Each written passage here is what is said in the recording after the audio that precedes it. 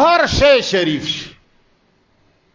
مدینه سره منوره لګېدلې وه، کعبې سره شریف لګېدلی و.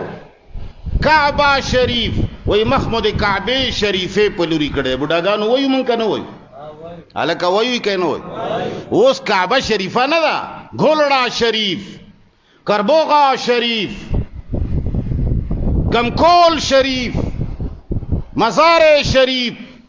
مسلمانه کم خوا روانې، حساب در پسې روان دی. دا شریف ستا د پلار ټکی نه دی چې تی شي پسې لګوي. ته ولې خود مختاره یې چې ته باید چیز ته شریف وایې؟ ستا د پلار دنیا ده چې هر شی به شریف وي. شریف په یو ځای، شریف به یو شی وي، هغه به رب شریف کړی وي، بل به نه وي شریف کړی. ستا مرضي نه ده چې ته به هر ځای کې شریف جوړی. کنی بیا په تا او په شیعه کې فرق څه دی؟ شیعه هم چې څوک خوښ وي هغه بیا امام شریف وي، دا هم چې څوک خوښ وي هغه بیا امام وي. دا پلانې امام، دا پلانې امام، دا پلانې. ستا هم چې څه خوښوي هغه کوي. فرق څه دی؟ نو بهرحال عزیزانو ما خبره کوله، پروردگار عالم دا دومره لوی دنیا بے قانونه نه ده پیدا کړې. دې د پاره رب قوانین وضع کړي. پروردگار عالم منگ مخکنا پوی کړیو. خلق وی یرجی پلانې ډېر کمزه ته چلاړ شي شر جوړیږي، کمزه ته چلاړ شي التورانه جوړیږي. یرجی پلانې مولوی صاحب ډېر خسړې دی او یا کاله زمون کلی کیو شو ترخه خبره چاته. زمون کور کې یو اګډه دا یقینو کا عمر کم دے کچر سلو کالو کې چاته څوې د سړی بزوي. نو ستا مولا او زما په ګډه کې فرق شته؟ زما ګډه ته ډېره ښه ده او واښه هم خوري، ستا مولا خو واښه نه خوري. مولا دې ته نه وایي چې هغه چاله څه وایي نه. آدم علیه السلام د وخت مولا و، دا نه چې بیا سبا بیا پسې کلیپ جوړ کې ایره مولا و مولا نه داسې وي. یو هغه مولا و یو دغه مولا دی. فرق خو شته که؟ انبیا علما دي. څه شی دي؟ علما دي. کم ځای ته چې راغلي دي د وطن یې داسې ګډولی دی. یو پیغمبر وښایه چې د علاقې نه عاجز په شر نه وي وتلی، یو وښایه، یو داسې نبي وښایه چې تاریخ کې لیکلی وي چې په ورمړو کې پیدا شه او په ورمړو کې ښخ شه. یو وښایه، یو وښایه. مکه کې پیدا کیږي، مدینه کې ښخیږي. دا وجه څه ده؟ په سونو میله لرې ولې ځي؟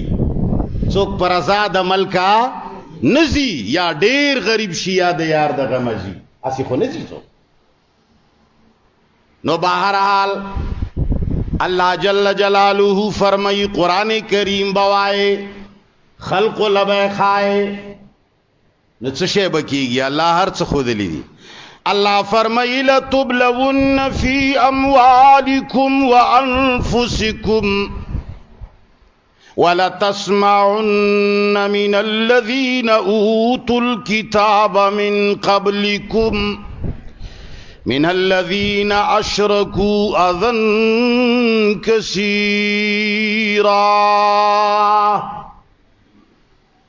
اے مومنہ کلا چې ته په قرآن باندې روان وي او ته د رب العالمین کلام ته غوږ کېږدي نو لتبلون خامخا به ته په ازمایښت کې اچولی کېږي. امتحان به در باندې راځي، بیا به مزې نه لټوي. لتبلون بیا به ګډه نه وي، ابتلاګانې به وي. سهار به د یو خلاف، ماسپښین به د بل خلاف، مازدیګر به د بل خلاف وي، هر طرفه به د خلاف کیږي. دا قرآن دی. څه شی دی؟ دا قرآن دی، ګرنت نه دی. دا هدایه شریف نه دی، دا ابن ماجه شریف نه دی. دا څه شی دی؟ دا قرآن شریف دی. هغه قرآن چې دقه دی ورکړې ده، داسې شاته کړی دی. لکه په کور کې چې کله نوې ښځه راشي، ځوانه جنۍ راشي، ستا ښځی بوډه مور شاته کې بوډه مور څه شي کې شاته کې بس مور وخت روانو استاد څه کار دی ځوانو خدو سره بس خپل وخت روټه چې دل پټه ملاويږي وخت روا وای کنه وای دغه سید قرآن سره کړی دغه سید قرآن سره کړی نور کتابونه چې پیراغلو دا د شاته که بس تلاوت روان دی جنو نور څه کوي یره جیدار سړی تلاوت کوي خو بس ډیره ده کنه تلاوت څه شي